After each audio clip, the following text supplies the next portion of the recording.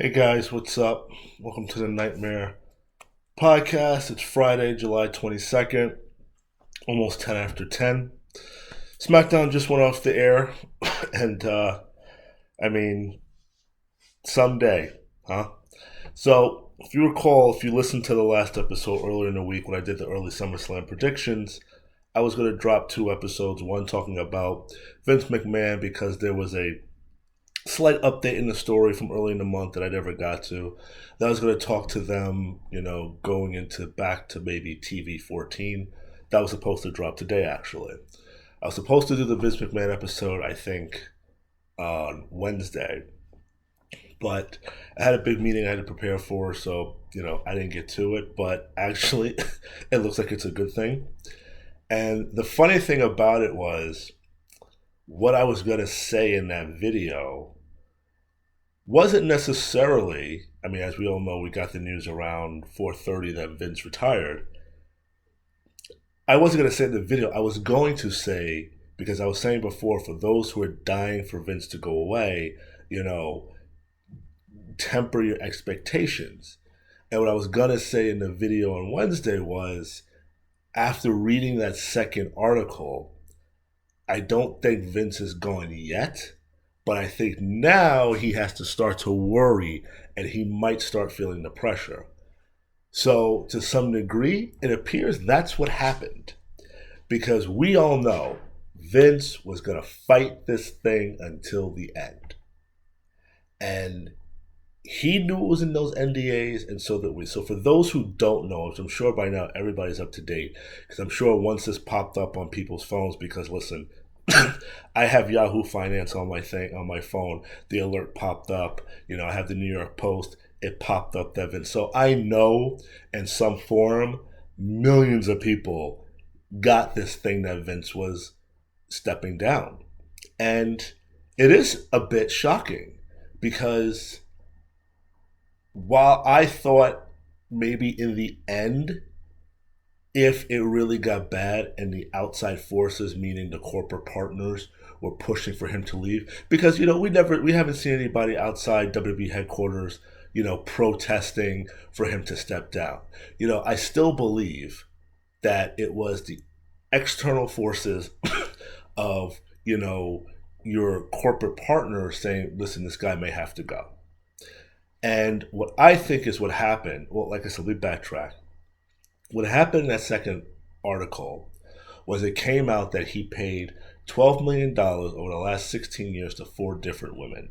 And I believe they said one of them or a couple of them were former female wrestlers. And that the Wall Street Journal was working on a third article with more updates and more allegations. Plus, these investigators and these reporters are now reaching out to every former female wrestler that worked for the company.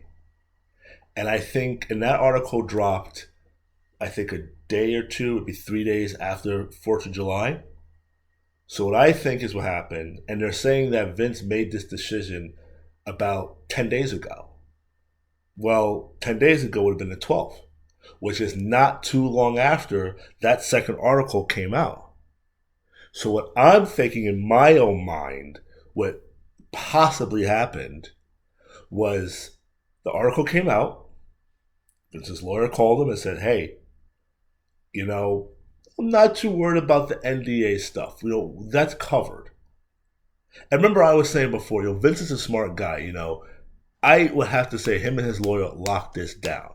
Now, I wasn't looking outside the parameters of those NDAs because I figured, okay, if you're sitting there doing wrong with these women, wrong meaning, having relations with them, not any, sexual misconduct, but, you're having a consensual relationship with these people, with, you're locking those down. But now there are some other women that you are propositioning or, whatever that you didn't lock down. So let's say, you have a wrestler who's trying to make it and, you're telling her, well, you have to do this, I won't put you on TV, yada, yada, yada. And then you fire the person later and now this person's too scared to say something because, one word from you, she's dead on the indie scene. That's a problem because now you're not protected from that. And if enough women can corroborate that, now you're in trouble. So I think Vince's lawyer sat him down after this last one came out. Maybe Stephanie was in the room, maybe Hunter was in the room, Nick Khan and anybody else in his small circle were all in the room. And they said, Vince, the lawyer's probably doing most of the talking. What is it that I don't know? What is it that these guys are going to find outside of the NDA that can pose a problem for you? Because you can probably survive what's in the NDAs. Okay, you couldn't keep it in your pants. But as I've said before, is there some Matt Lauer shit going on? What is going on? And I think Vince probably knew, shit, this is going to be a problem.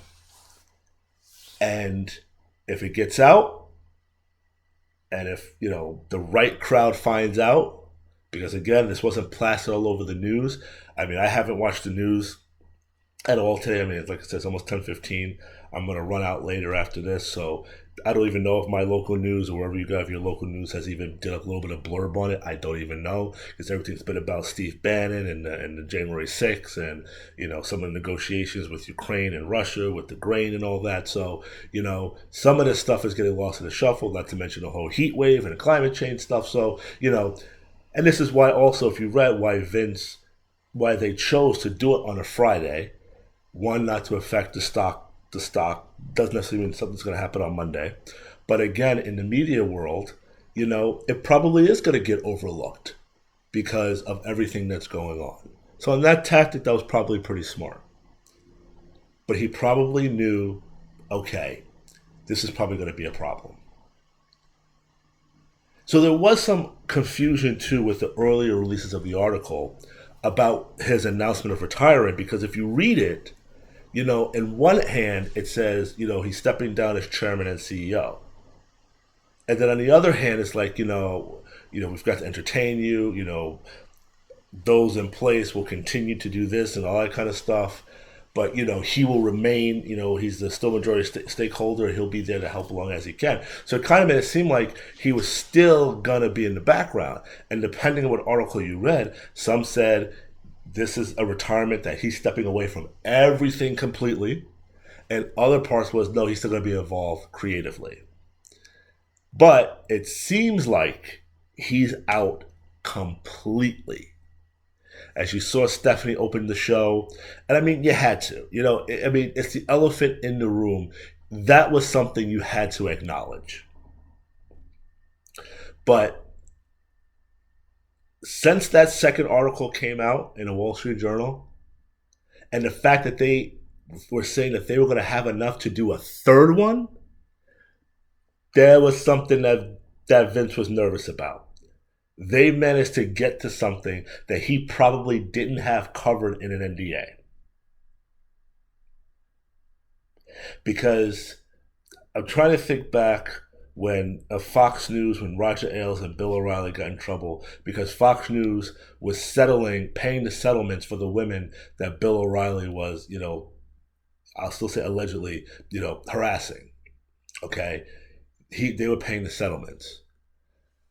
I do recall one woman we found out what he was doing, but I don't know if we ever fully found out every single detail. Same thing with Roger, Gretchen Carlson was the first one to come out and kind of got the ball rolling on the whole thing on Roger Ailes. Roger ended up passing away, probably because of all the stress of what was going on. Probably didn't help matters with the situation. But I don't know if we ever fully got everything that happened. Same thing with Matt Lauer. The most gritty story that we heard, again, was him throwing the woman on the couch and that he had the button under his desk that closed and locked the door. But I don't know if we ever found out every single thing. And the same thing in this situation, I don't think we'll find out every single thing unless some of the women decide to speak out. But again, it's the wrestling world. That's a small community. This is not going to be like a Roger Ailes. This is not going to be like a Matt Lauer that everybody knew these people. You know, I'm sure when the Vince McMahon story popped up on some people's phones, they're like, "Who?" Or wait, oh, isn't that guy with WWE? This is not going to affect the young fans. You know, it's gonna, and to some degree, it's not going to affect those in my age group or a little bit older because a lot of us have moved past wrestling. Not necessarily we don't watch it anymore; that we're more passive watchers, but we grew up. We watched all that shit. We watched that transition from your Hulk Hogan and your and your Macho Man's. When we were kids, going into the Bret Hart, the Shawn Michaels, the Diesel, the Scott Hall. Warrior. Now going into Austin, The Rock. Jericho, Triple H, then going into the John Cena, Randy Orton, and Batista era, Brock Lesnar, all that stuff. We watched all that stuff with Vince. And it's weird without him being there. And that was something I was also going to address when I was supposed to do the podcast before is if the story gets worse that Vince now has to leave, what does WWE look like? Who is running it? For the longest time, everybody thought it was going to be Shane McMahon. And then, that fell apart. And then it's like, and if you listen to JR's podcast, it was like, no, it's going to be Stephanie because, as Vince would say, the girl is more like me. Now you have this guy, Nick Khan, there. And I'm not sure how that works. This whole I shouldn't say 50-50. This co-CEO thing's going to work. I would assume it is a 50-50 partnership and the two of them would have to agree on certain things. I'm trying not to jump too much around because it's just like so much to say. But let me finish on the Vince point before I talk about what I think the future holds and some of the changes. But with Vince being out of the picture, if now more stuff comes out, I don't think, this was a preemptive move. So if we ever find out what's in there in the NDAs or just find out period at the end of this investigation what it was, what he said to people, what he did he push somebody in the room, the limo, the jet, whatever. If he did all this stuff and this comes out, you kind of sort of suck the air out of the room because now it's like, well, okay, well, Vince is not here. So let's say at the end of the year you find out, okay, the guy retired six months ago. The people who know about this are, Laurinaitis is gone. So some of those from his inner circle who may have known, a lot of them are gone. Bruce Pritchard doesn't strike me as the type. I've never met the man. Would never strike me as the type who would just kind of look away knowing that something is going on. So I think the outrage is going to be tempered down some in a sense. It's like, okay, those who we could punish and the heads of the people that you want are gone now. We took care of it already. We addressed it, and it's not so much, again, appeasing the public. It's appeasing, Fox, USA, NBC, which is the same thing, the people at A&E, your Hulu deals, your Johnson & Johnson, your family-friendly companies, your Susan G. Komen, all this stuff, Make-A-Wish Foundation, all these things you have your hands in and that is associated with you that may have pulled away from you is now, we address the situation. Yes, it's horrible what he did, but he is gone. And remember, I said, when you fuck with the revenue stream, that's when you're going to get pushed out. And like I said, it was a preemptive move because I'm sure they sat Vince down. Now, did Vince spill his guts to them? This is what they're going to find out? Probably not. But he probably knew, shit.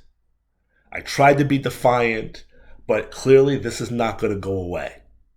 And something is going to come. So for those of you who wanted Vince gone, I clap my hands for you guys. You guys got what you wanted. You guys got a lot faster than I thought you would have. You got a lot faster. Because as soon as that thing hit, my friend texted me, dude, look at this shit. And he was like, dude, I told you, it's coming. And I kept saying, and I said to him, I'm not denying it's not going to happen, but I just don't think yet. But that was before that second article dropped. And I said, dude, yeah, after that second article, when I read it, yeah, I think everybody around him got nervous. Like, what's going to come out? What's going to be in this investigation that now they're going to contact the past wrestlers? And listen, now you might say, well, why didn't they come out and say something before? And that's in every situation where they say, why did the woman wait so long? And even I have been guilty of saying that. Even my boss, who's a woman, has said the same thing. Why do these women wait so long? And my father's a retired cop, and I've even asked him, Dad, why do? I asked him years ago, like, Dad, why do women wait so long to say something? He's like, it's not an easy thing. I have taken statements from women who have been raped, and they come and they've told me 6 months later, a year later, like this person did that because depending on who the person is, it could be a powerful person, it could be a person who has some sort of influence in their life or their career or whatever, that, you don't want to jeopardize your future. Not to mention, lots of times, as he told me, sometimes the women internalize it and think it's their fault that they got raped, that maybe, or they got, put in a situation that they were taken advantage of, that, did I dress an inappropriate way? Did I give this guy a signal that I didn't intend to give him, that he thought he could take liberties with me, And I said to him, but if one person says something, doesn't that help give the strength for more to come out? And my father says not always. And he's right, because we've seen that. We've seen ladies come out and accuse somebody of something. They go through what they go through in the media and all that stuff. And then it gets quiet, and then that person sort of resurrects their career, moves on, and then maybe a few years later, something comes out. Good example I can think of is Cosby. Cosby had that whole thing in 2004, and then that was it. And then until he started to make a bit of a comeback, he was supposed to do something with Fat Albert, he was working on something with Netflix, boom.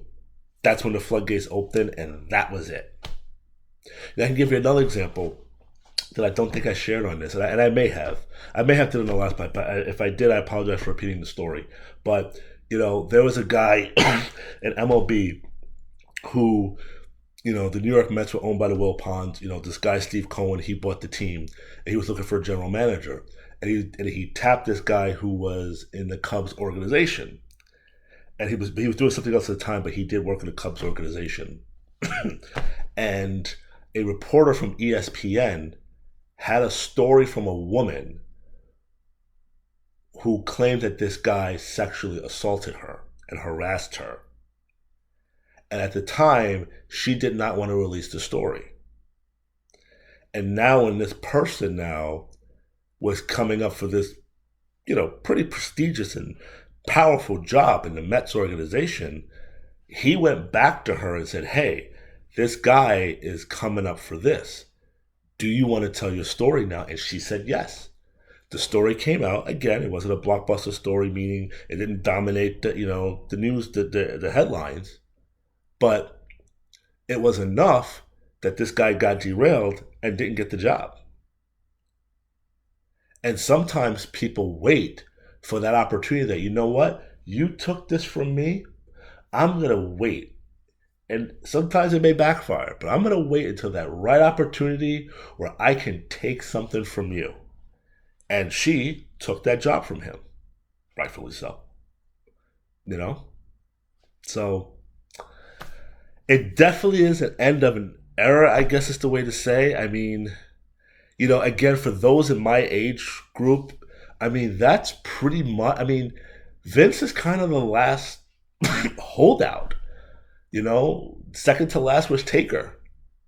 If you want to throw Rey Mysterio in there, I don't know. But for that old guard, Taker, now Vince, that's it, man. That's it. That is it. But again, congratulations to you guys who wanted him out. And, I haven't really gone back online to see, but I hope there's no criticism on Stephanie McMahon for what she did. Hyping the thank you Vince chants and saying that she she could be mad at her father. Come on, we've all been mad at our parents for something. That doesn't mean you don't love them. So the fact that she said "I love you" dead at the end, it was, I am hoping that I'm not seeing these things on Twitter like, how could you say this, that, and the other? How could you think it? I even saw a quote, it feels, excuse me, it feels, it feels weird saying thank you, Vince, considering what's going on. But I can separate that from personal and business, and yes. Were there shitty storylines? Yes. Were there horrendous matches? Yes. Were there terrible finishes? Yes. Were there stupid characters? Yes.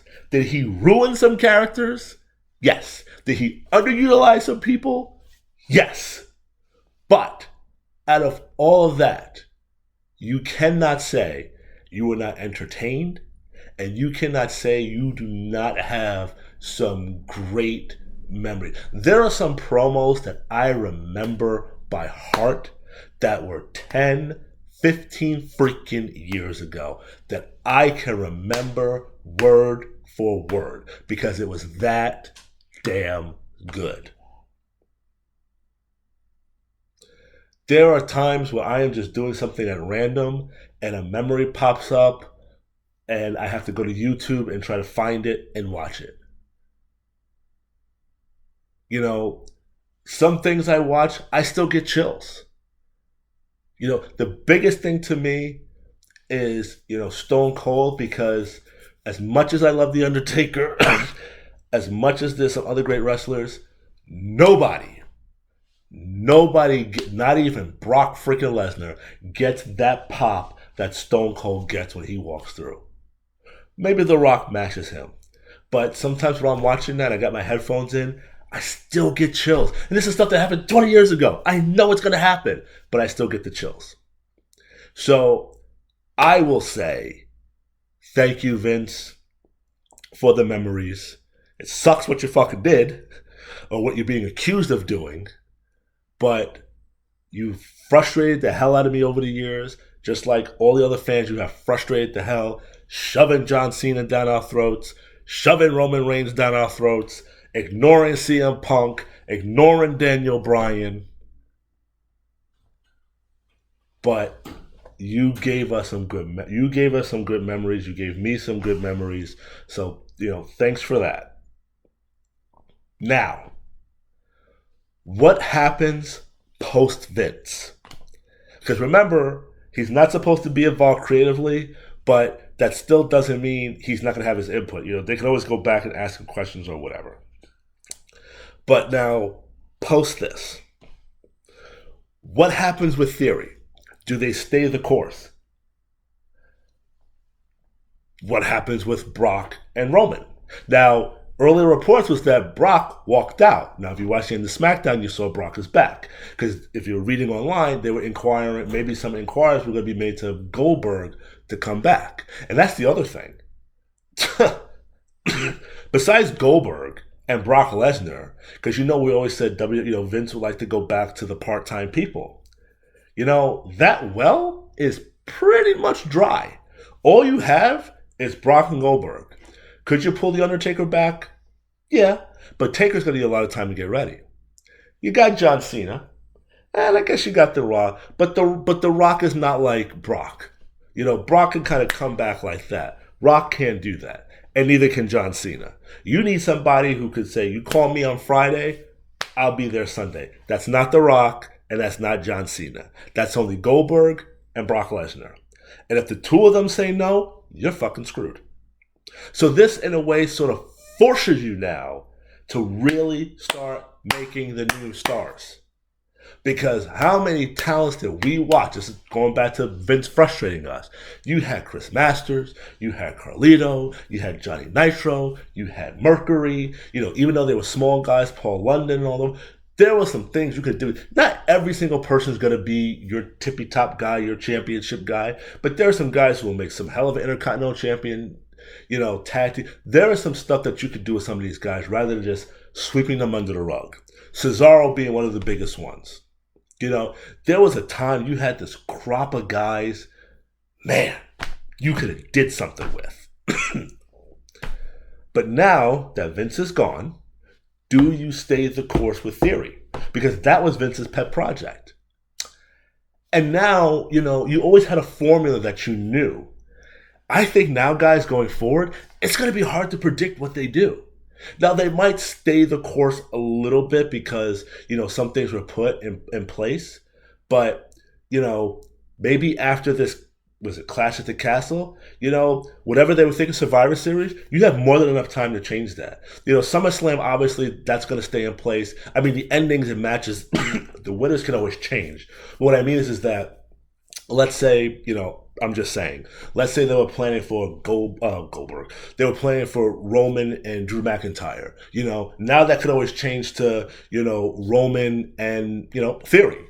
Roman and Shinsuke. Just throwing it out there that, maybe they can change the course afterwards because there's enough time. Maybe for this pay-per-view or premium live event, and maybe Clash might be too close, but Extreme Rules and all that stuff, you have plenty of time to change what you're going to do. So, does Theory end up cashing in at SummerSlam and now winning? I still don't think he's going to cash in at SummerSlam. I still think that everybody agrees he needs more time. But maybe, they're going to go with Brock winning now. Because, Paul Heyman had dropped a little something last week about, him breaking the Undertaker's streak. Maybe they're going to build this up that Lesnar's a streak breaker and, Lesnar wins. Now, I'm going to table that for a second because this kind of ties into what I want to go into. What I had said earlier about the co-CEOs. I don't know how that works. I would assume it's 50-50, and I would assume both Stephanie and Nick have to agree.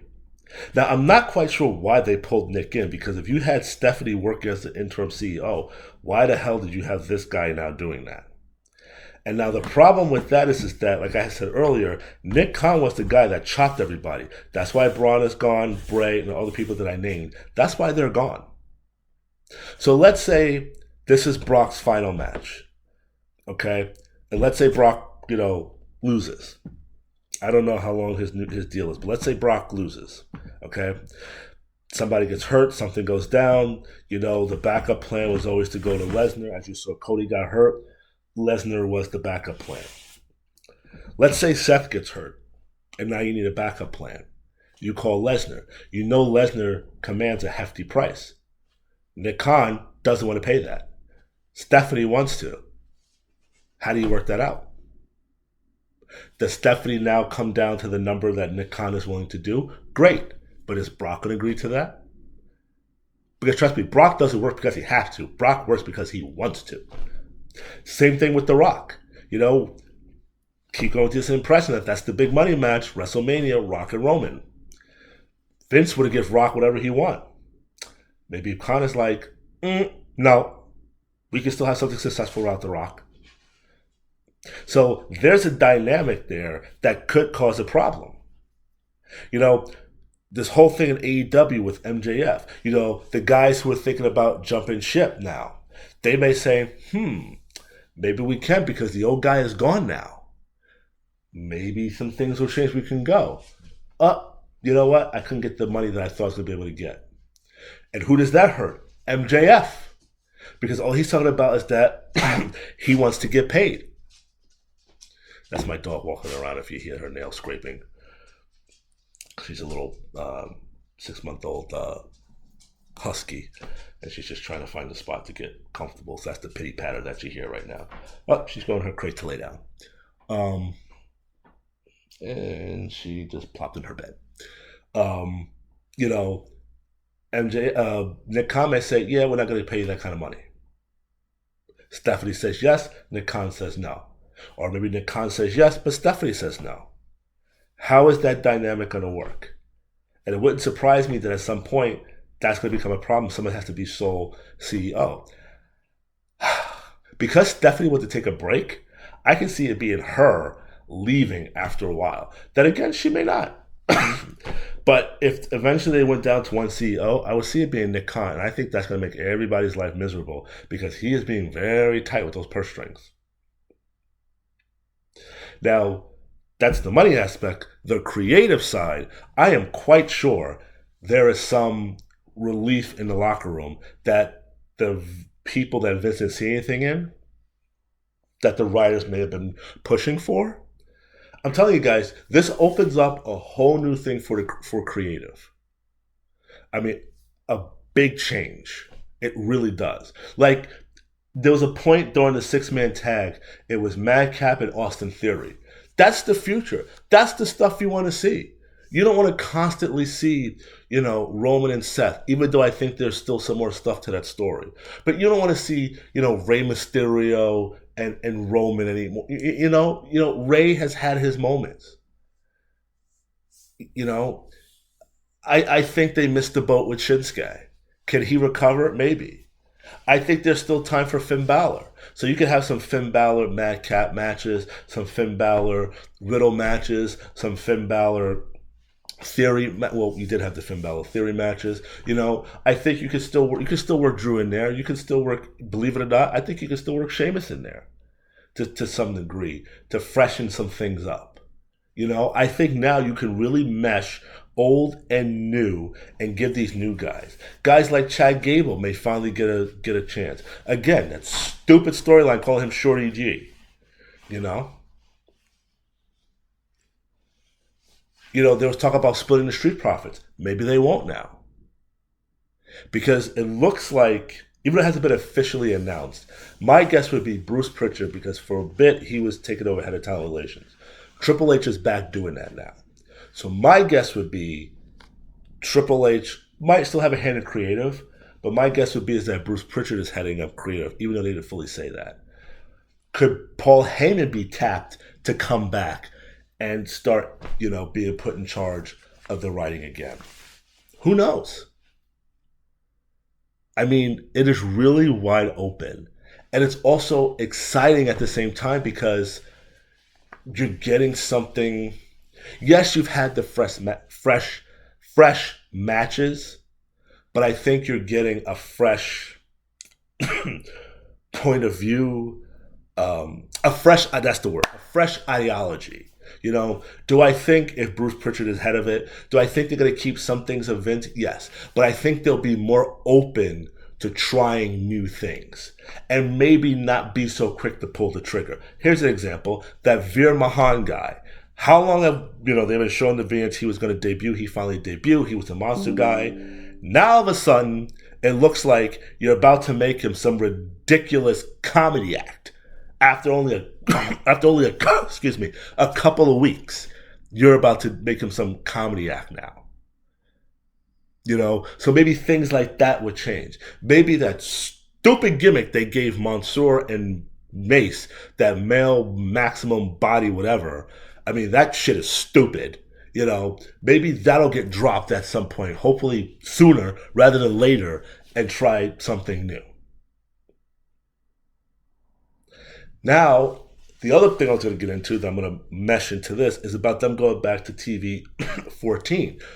Sort of going back to edgy. Now, you're going to get the stuff in the Attitude Era? No. Maybe you'll start to see a little more blood, maybe a little more aggression, because there's some matches that call for it. Now, supposedly, SummerSlam is supposed to be TV 14. You're going to have a last man standing match. I'm sorry. I think that's something that causes that you have to have blood. So I just think all these changes, and there was some hesitation about them moving back to TV 14 again because you have more kids watching and, you don't want to be too gruesome with things. But I think with Vince leaving and this whole fresh outlook, I think all that is on the table.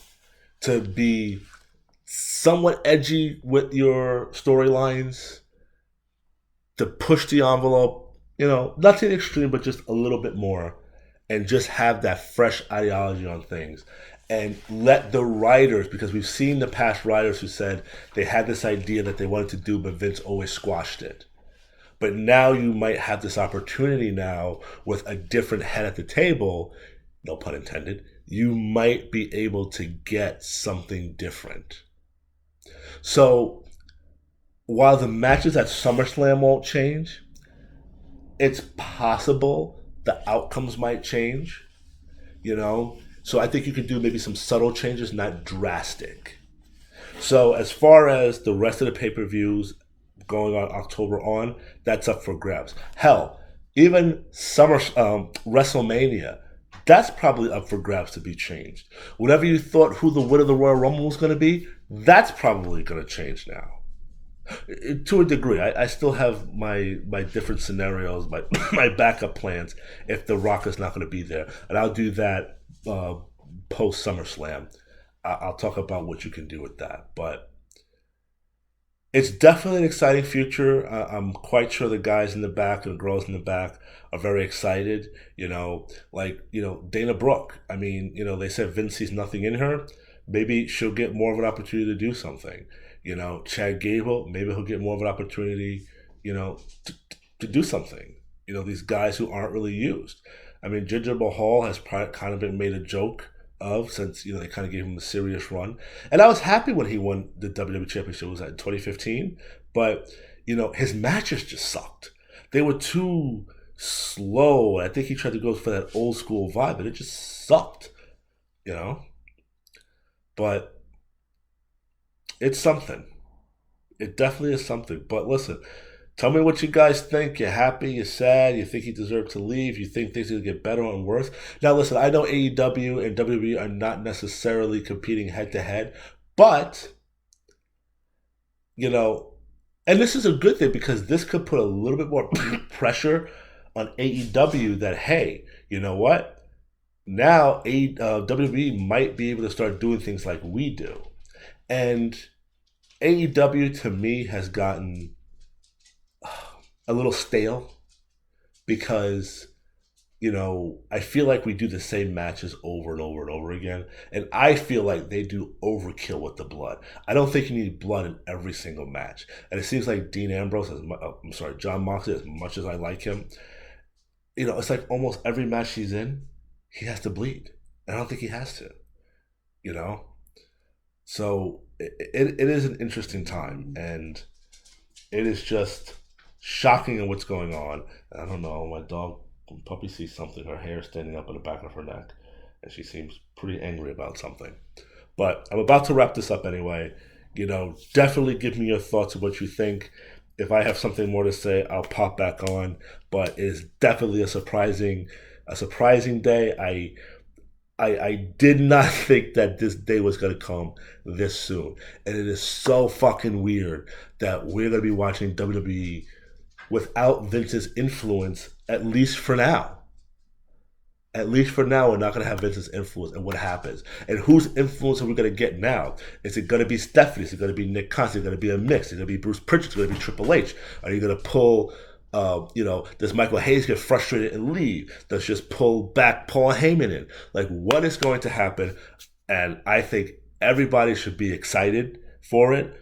Disappointed that, it is the end of an era, but at the same time, excited for the future. So much that now it's kind of got me pumped, and I might be watching more to see what's going to happen. And I think in the immediate future, you're going to get more of the same, but just give it time and see what happens. And let's see if we can notice these changes. Let's see.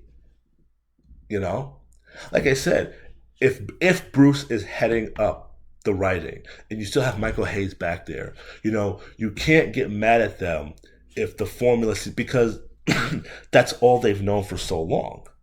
That doesn't mean they can't change. But they might say, let's just stay the course now and then we'll start working it out. But I think they'll keep the course with theory. I think. I would think they were like, listen, Vince saw something in this guy, let's run with it. So that's all I got for you guys tonight. Like I said, hit me up. I recorded this video a little bit differently, and I think I might finally be able to fucking edit this thing correctly. So hopefully I get it right. But leave your comments. Let me know what you think. And I will most likely be back next week with the preview to SummerSlam, and then I'll be back with the post SummerSlam. If another article comes out about Vince, I'll pop up. If something else pops into my mind, that'll come up. But again, thank you, Vince, for the memories. Thanks for the crazy characters. I guess thanks for pissing us off too with some of the stupid shit that you did. It's a fucked up way that you had to leave, because I am definitely sure you were not ready to do that, but you had no choice, because I was that shit was about to hit the fan. So, all right, guys, I gotta run. Let me know what you think.